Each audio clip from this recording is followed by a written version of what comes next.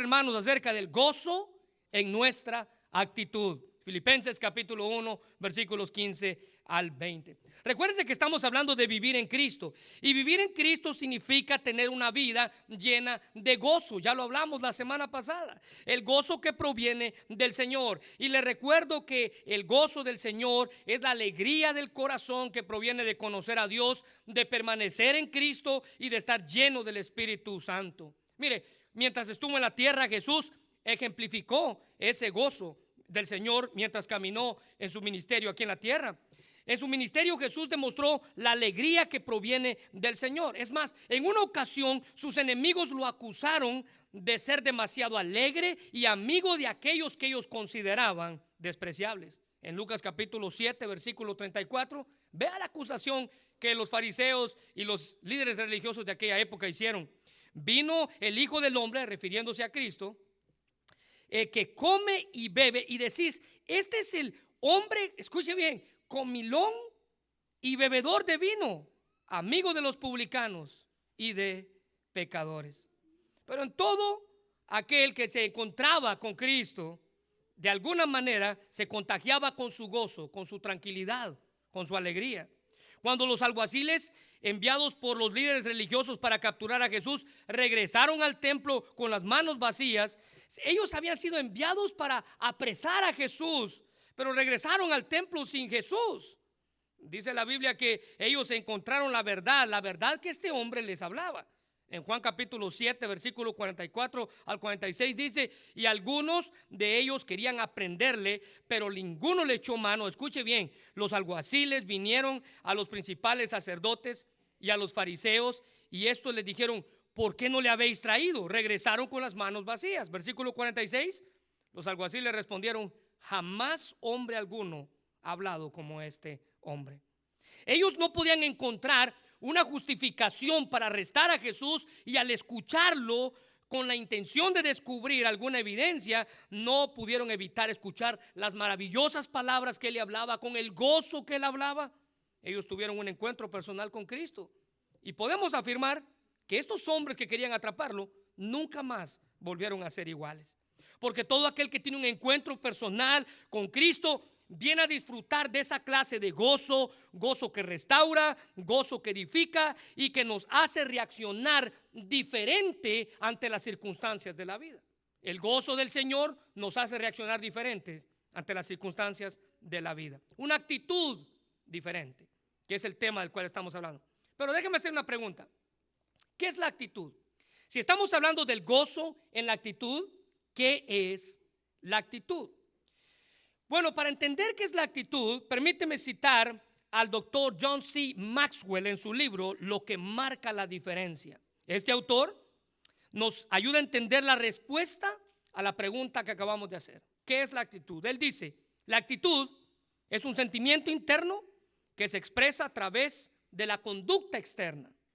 La gente siempre proyecta hacia afuera lo que siente por dentro.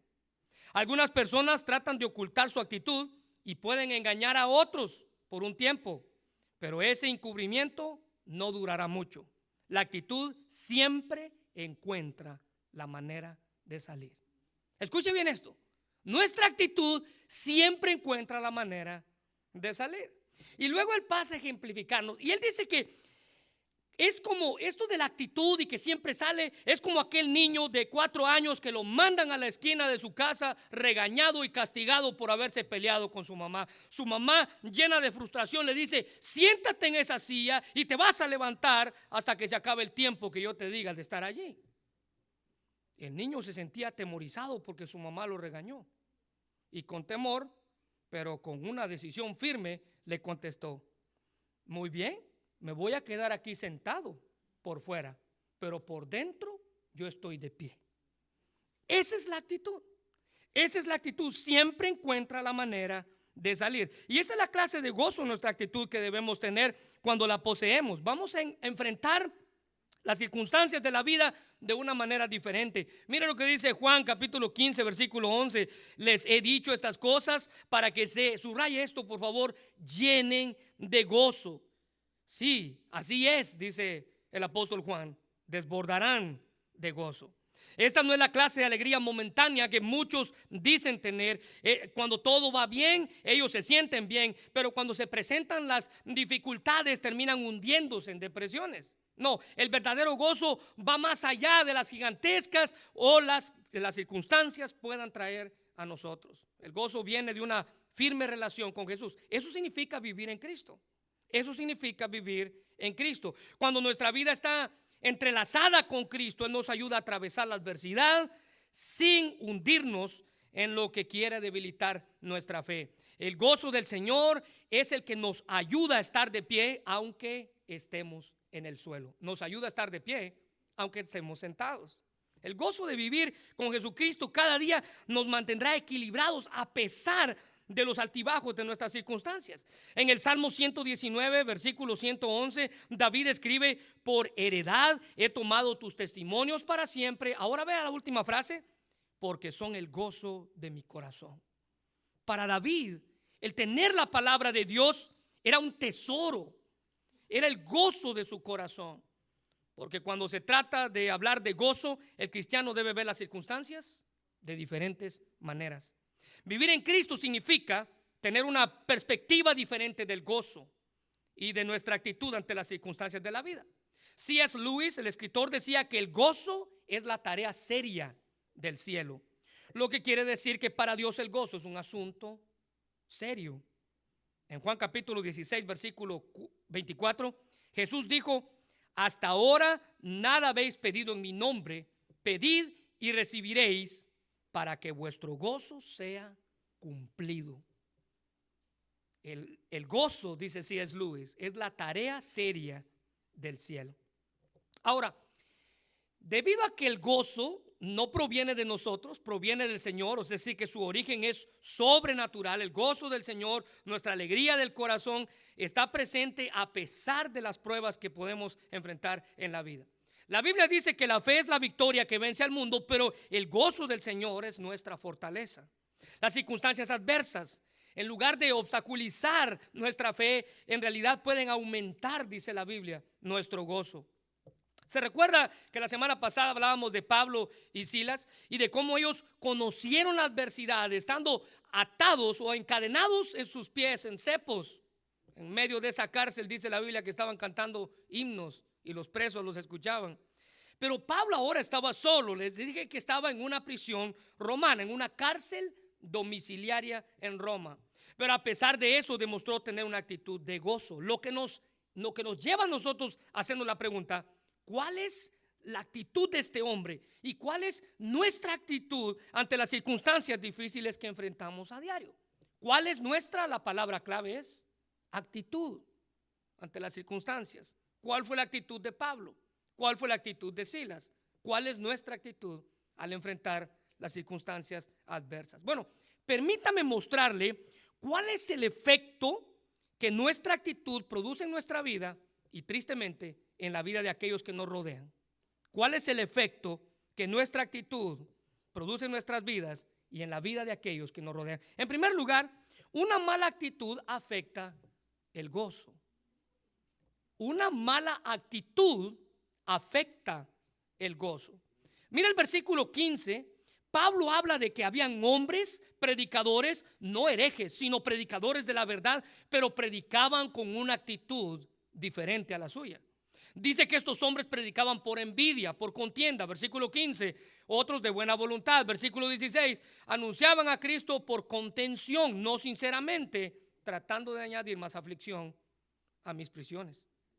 Al igual que nuestro Señor Jesucristo, hermanos, mientras estuvo en la tierra predicando la palabra de Dios en su ministerio, Pablo tenía suficientes personas que lo atacaban. Él les llama constantemente sus detractores, falsos creyentes. Estos no eran herejes, no enseñaban un evangelio diferente, eran simplemente que lo hacían de una manera diferente. El hecho de que Pablo mencionara a la verdad en el versículo 15, a la verdad ellos predican, señala una clase de paréntesis, un breve giro en el tema principal de Pablo en la carta a los Filipenses. Recuérdese que el tema principal de los Filipenses era el gozo, pero ahora hace como un pequeño paréntesis. Es como si él dijera: soy muy consciente de que no todo funciona como debería de ser en la iglesia. Esta gente estaba predicando a Cristo por motivos equivocados. Él decía, yo no soy ingenuo, son motivos equivocados lo que estos hombres están haciendo. El problema con esta clase de personas no era lo que enseñaban, dice él, sino la actitud al momento de hacerlo, que era lo que los motivaba al hacerlo.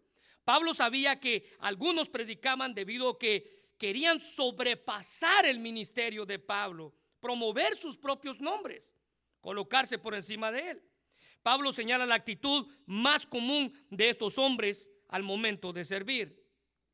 Y cuidado, porque todos nosotros podemos caer en el mismo error, en el error de dar paso a una mala actitud al momento de presentar nuestro servicio. Y déjeme decirle algo, la mala actitud afecta su gozo y el gozo de todos los que están alrededor suyo. ¿Qué era lo que hacían estos hombres? Bueno, en primer lugar, vea de qué manera ellos servían. Ellos lo hacían por envidia, dice la palabra. Versículo 15, lo hacían por envidia. Ahora, recuérdense que la envidia es el deseo de privar a otros de lo que les corresponde por derecho. Desear lo que no tuvieran lo que estas personas tienen. La envidia es ese sentimiento que carcome nuestros huesos.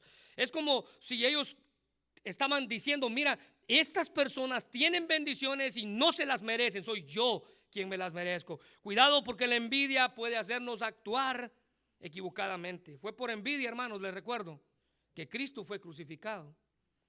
En Mateo 27, 18 dice la Biblia que por envidia el pueblo lo entregó, porque sabían que por envidia le habían entregado.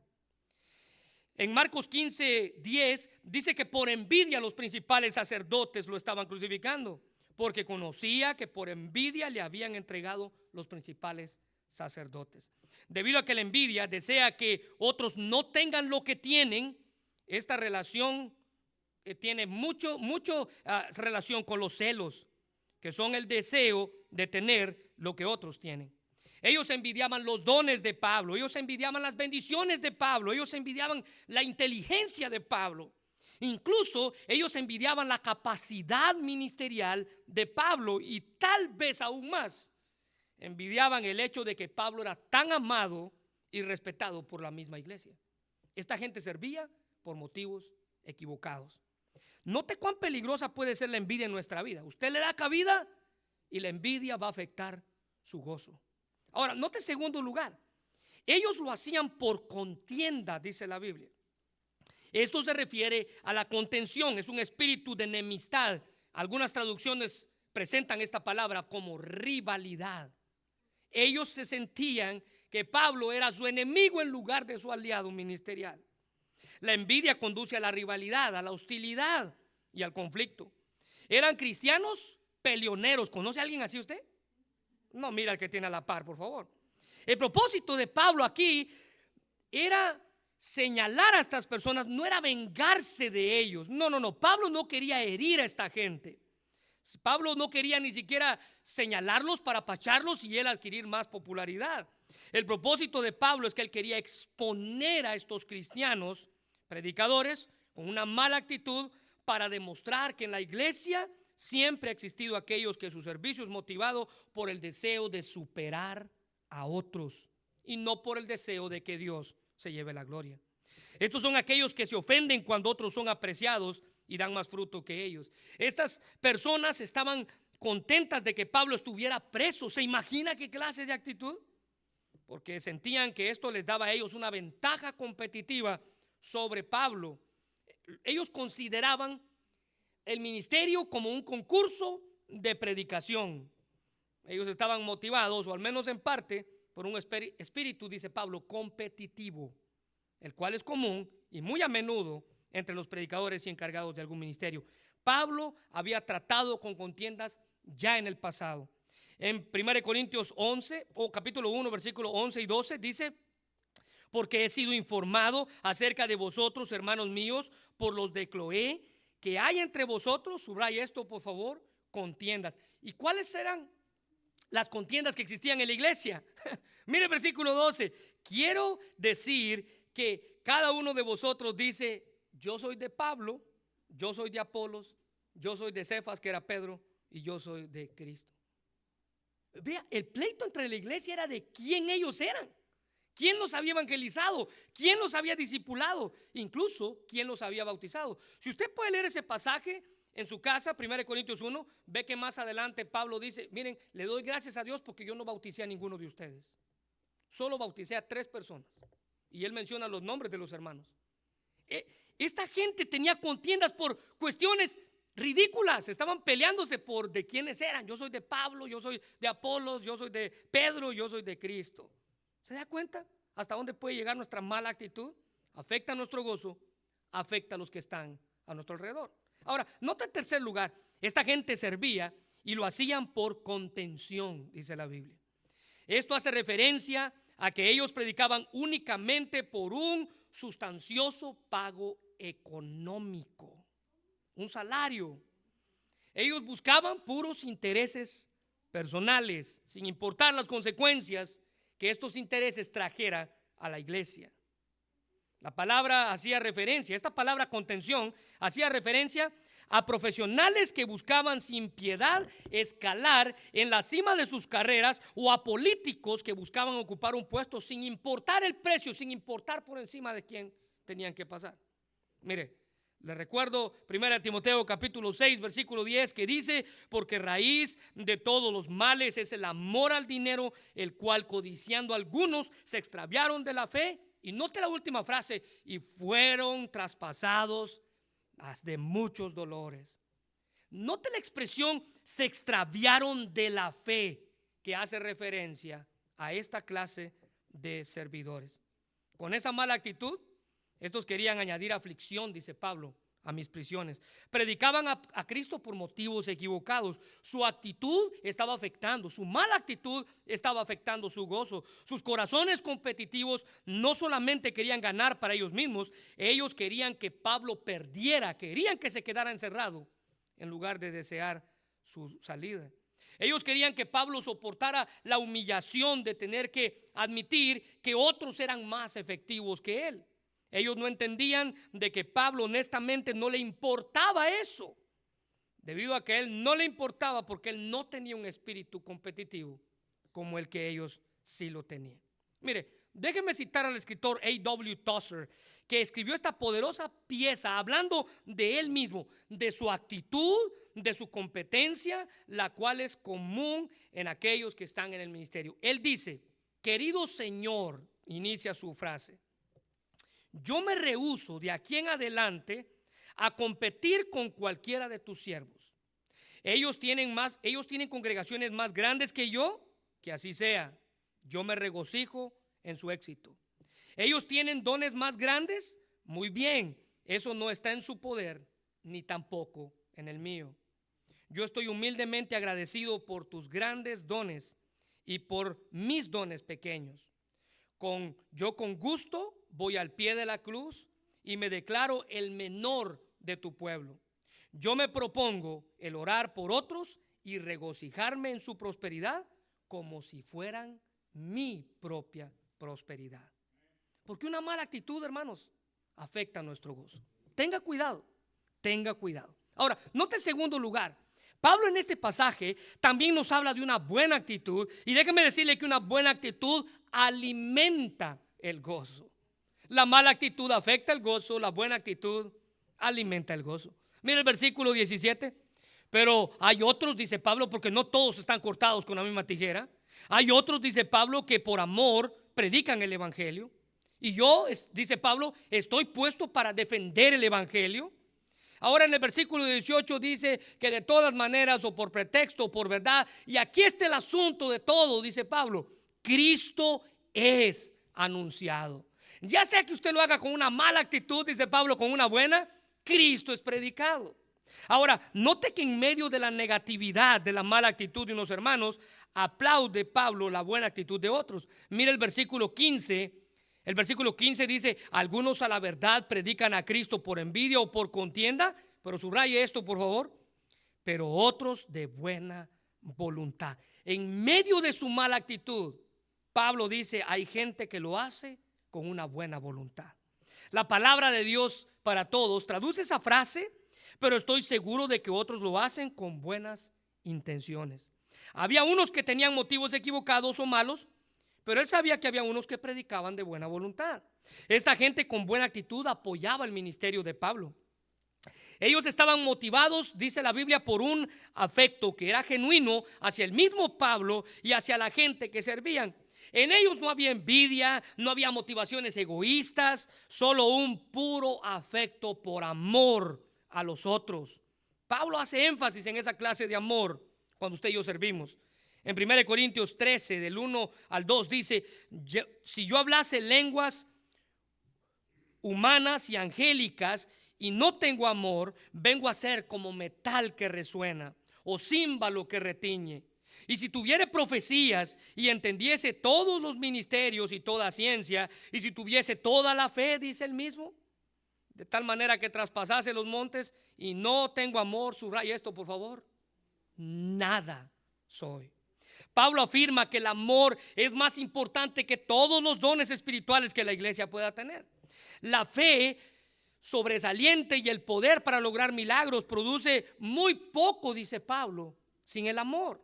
El amor logra que nuestras acciones y nuestros dones sean útiles. Y aunque las personas tengan dones diferentes, el amor está disponible para todos. Pero Pablo había sido puesto, dice él, puesto, versículo 17, para defensa del evangelio. Mire, quiero que le haga un círculo a esa palabra puesto, porque esa palabra es una expresión que en griego describe la designación de un soldado para el cumplimiento de sus deberes. Pablo se veía a sí mismo como un soldado que defendía el evangelio, Recuerde que Pablo estaba en prisión al escribir esta carta, y desde ahí entendió que había sido el propósito de Dios que él estuviera allí para que el evangelio se expandiera. Él estaba en una posición estratégica para proclamar el evangelio y de esta manera defenderlo. Él no sentía amargura por estar preso, ni resentimiento, ni entendía que su papel era menos. Él entendía que su papel era el defensor de predicar el evangelio, junto con sus hermanos que compartían con una buena actitud. Pero aunque fuera, dice la Nueva Versión Internacional, con motivos falsos o con sinceridad, se predicaba a Cristo. Aunque Pablo no estaba aplaudiendo la actitud de estos malos predicadores que lo hacían con una mala actitud, servían con una mala actitud, sí reconoce que se cumple el propósito principal del cristianismo, que el propósito principal del cristianismo es predicar a Cristo crucificado.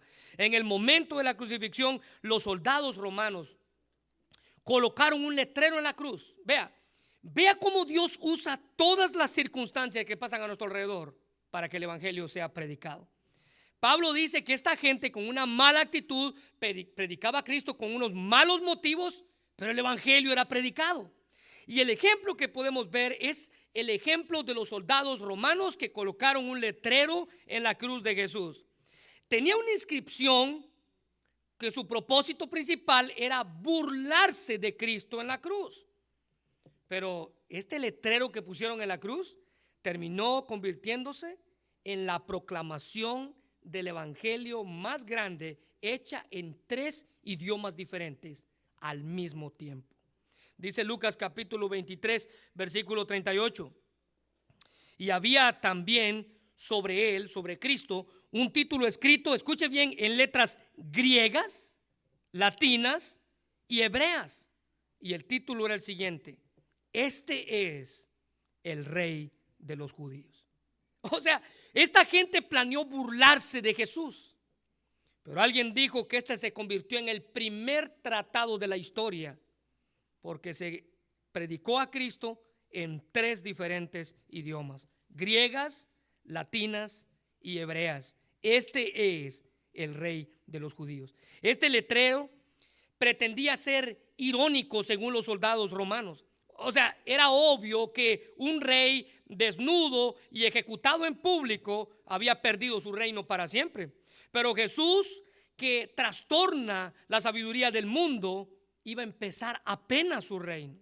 Pocas personas al leer el letrero esa tarde comprendieron su verdadero significado, pero el letrero estaba en lo cierto, escrito en 3 diferentes idiomas, letras griegas, latinas y hebreas. Este es el Rey de los judíos. No solo estaba presentando una burla para Jesús, estaba presentando el evangelio para todo aquel que estaba ahí presente. Entonces, las personas predicaban el evangelio más enérgicamente cuando tenían una buena actitud. Eran motivados, dice la Biblia, por el encarcelamiento de Pablo.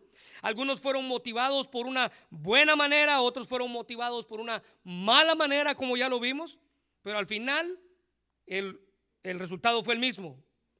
El evangelio era predicado. ¿Y sabe qué ocurrió esto? Mira el versículo 18.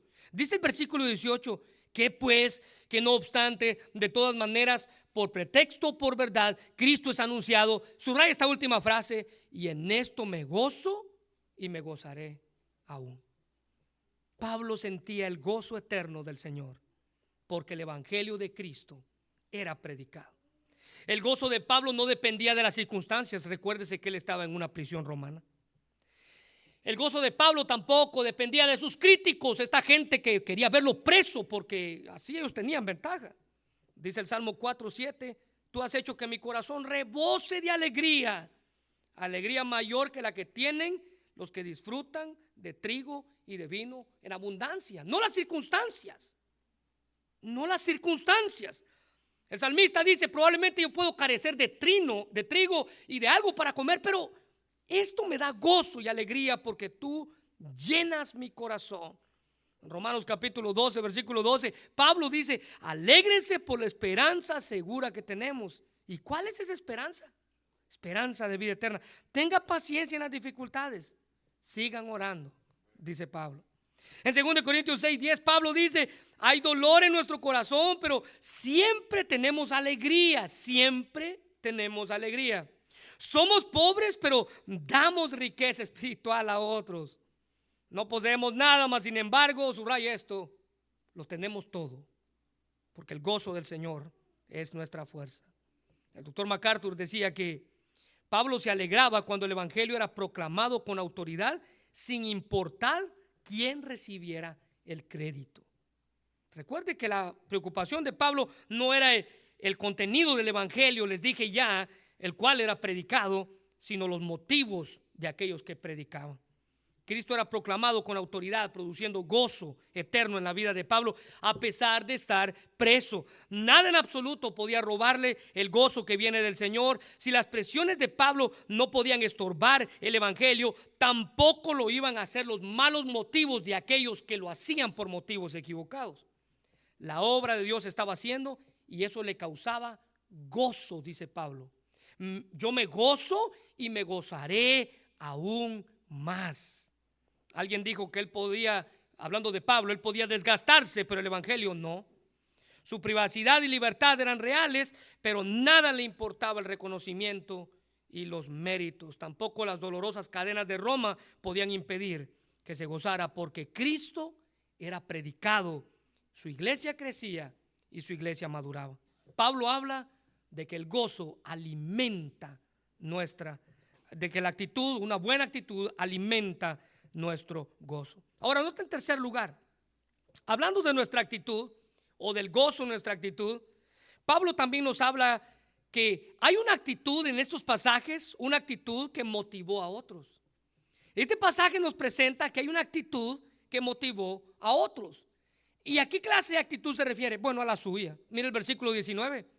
Porque sé que por vuestra oración y la suministración del Espíritu de Jesucristo, esto resultará en mi liberación, conforme a mi anhelo y esperanza de que en nada seré avergonzado, antes bien con toda confianza como siempre, ahora también será magnificado Cristo en mi cuerpo, o por vida o por muerte. A pesar de las pruebas, a pesar de las penas y el sufrimiento, Pablo permanecía firme, y esa actitud motivaba a otros. Su ministerio siempre fue una experiencia de gozo para él. Aunque podía haber muchas cosas que pudieron robarle el gozo, estas más bien lo motivaban a seguir adelante. Dice el versículo 19, por vuestra oración y suministración del Espíritu de Jesucristo. Pablo sabía con certeza, estaba convencido de que el sufrimiento que experimentaba tanto en la cárcel como por aquellos que querían verlo mal iba a resultar para su liberación. Pablo sabía que el Señor estaba en control de todos los eventos que le estaban ocurriendo, aun cuando sus prisiones y su próximo juicio ante César Nerón hacía que la situación se mostrara tenebrosa. Él recordaba lo que él mismo escribió en Romanos capítulo 8, versículo 28. Y sabemos que a los que aman a Dios, todas las cosas les ayudan a bien.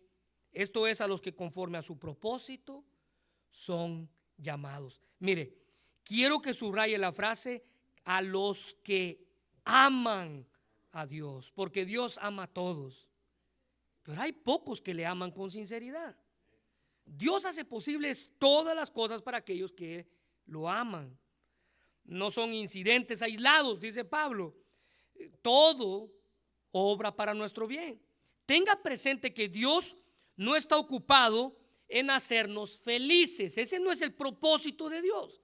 Dios no tiene como propósito principal hacerlo feliz a usted, sino cumplir sus propósitos. Y en la medida en la que usted y yo cumplamos sus propósitos, entonces somos felices. Note asimismo que esta promesa, le dije, no es para todos, es para los que lo aman, solo para aquellos que aman a Dios y forman parte de sus planes divinos.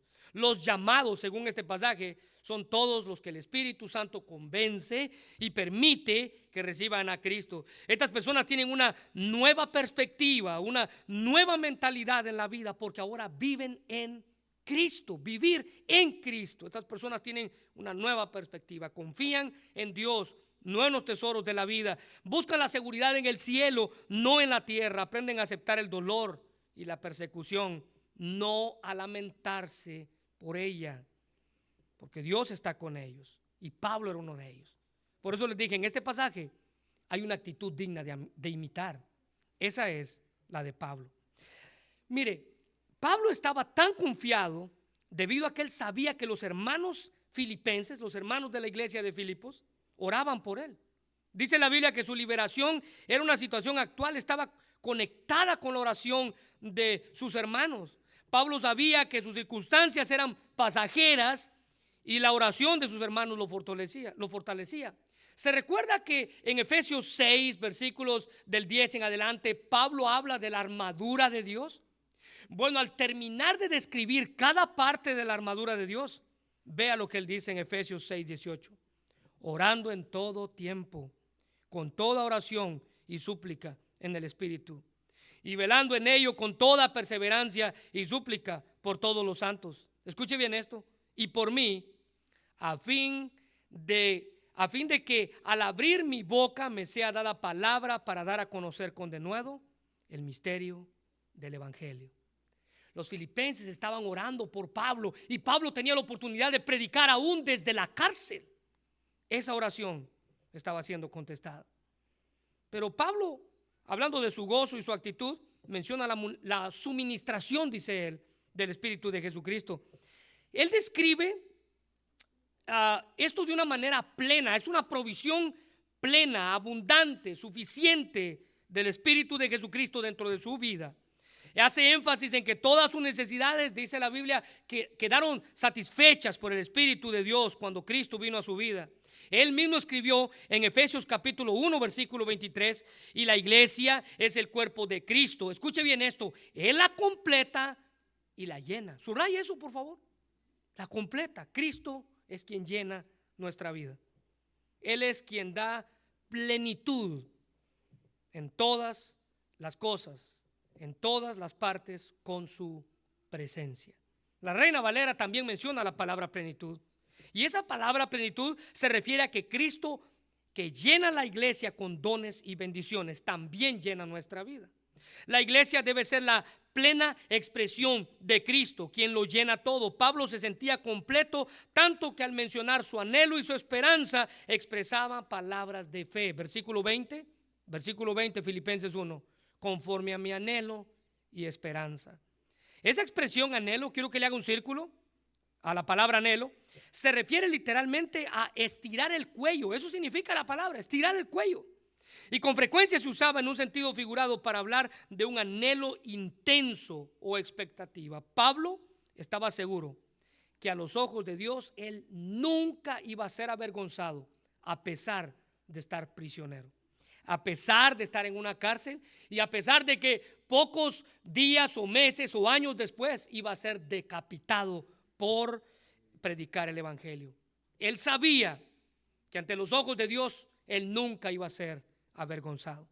Él mismo escribió en Romanos capítulo 1 versículo 16: porque no me avergüenzo del evangelio, porque es poder de Dios para salvación de todo aquel que cree, al judío primeramente y también al griego. Pablo confiaba poderosamente en Dios para decir que en nada iba a ser avergonzado. Él creía que Dios no iba a permitir que fuera avergonzado, o que Dios no se volvería contra él por el hecho de estar en prisión. Es decir, como que si Dios lo despreciara. Ahora estás preso, bueno, ya no me sirves para el ministerio.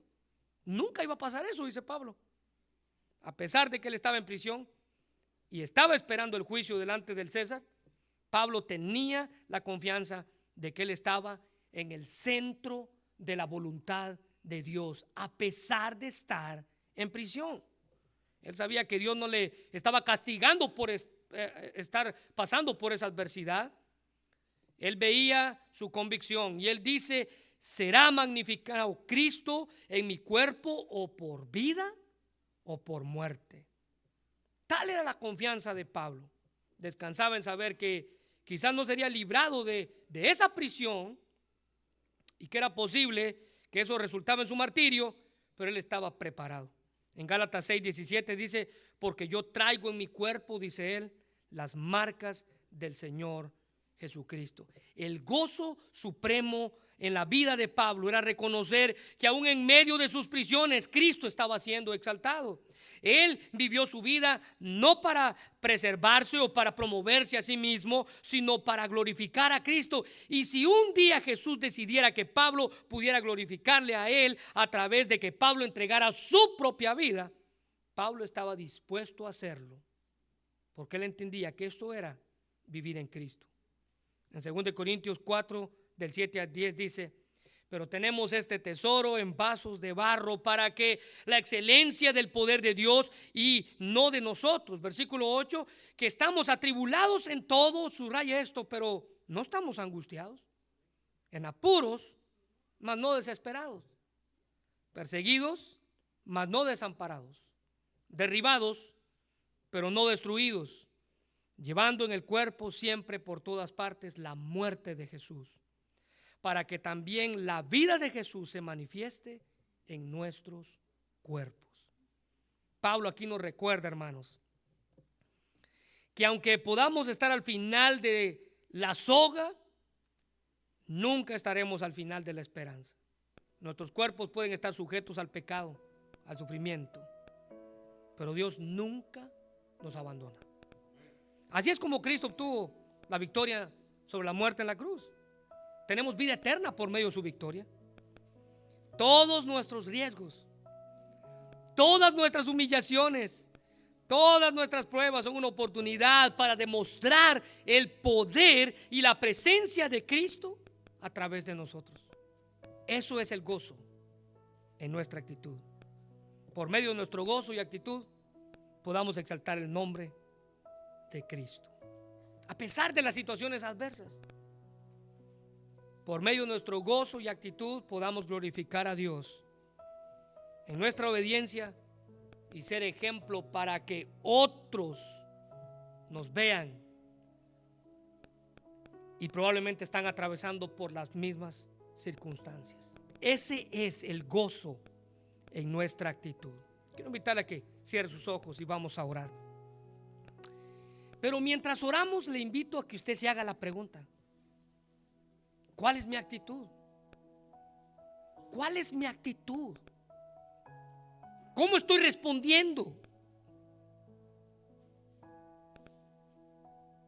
¿Mi gozo es de ejemplo para otros? O tal vez soy ejemplo para otros en amargura, en dolor, en queja. Vivir en Cristo, hermanos, es vivir llenos de Él, en gozo. Gozo en nuestra actitud. Señor, gracias por tu palabra y gracias por el privilegio que nos das de reconocer quién eres tú. Gracias, Señor, porque en medio de nuestro dolor y sufrimiento podemos predicar al Cristo crucificado. Señor, ayúdanos a no formar parte de aquellos que tienen una mala actitud, porque aprendimos que la mala actitud oprime el gozo, lo apacha, afecta, lo disminuye, nos hace pensar que tú no estás interesado en nosotros cuando tenemos una mala actitud. Es una mala carta de presentación para aquellos que no conocen de Cristo. Una mala actitud demuestra que el gozo del Señor es para uno, pero no para todos. Una mala actitud demuestra que el gozo del Señor es momentáneo, cuando en realidad es eterno. Señor, ayúdanos a ser parte de aquellos que tienen una buena actitud, que aunque pasemos por dificultades, podamos reconocer que en todo y por todo Cristo es glorificado, que en todo y por todo tú, Señor, te llevas la honra y la gloria. Señor, que el gozo de nuestra vida esté presente siempre, que nuestros hijos vean el gozo en nosotros, que las personas que nos rodean entiendan que el gozo del Señor es nuestra fortaleza. Gracias por Pablo y por su ejemplo, porque en medio de una prisión donde él podía estarse quejando, usaba esa oportunidad para predicar el evangelio y que Cristo fuera glorificado. Señor, bendice tu palabra y que tu palabra sea de aliento para nosotros. Que esta semana meditemos en el hecho de cuál es nuestra actitud. Cuando tal vez las cosas no salgan como tienen que salir esta semana, ¿cómo vamos a reaccionar a ellas? ¿Está nuestro gozo presente o ausente? Gracias, Señor, porque Jesús es nuestro ejemplo supremo de gozo. La Biblia dice que Él, por el gozo puesto suyo delante de Él, fue a la cruz y entregó su vida por nosotros. Mi Dios, cuánto podemos admirar a Cristo y su gozo supremo. Ayúdanos, Padre, a imitarlo. Bendice tu palabra en el nombre de Jesús.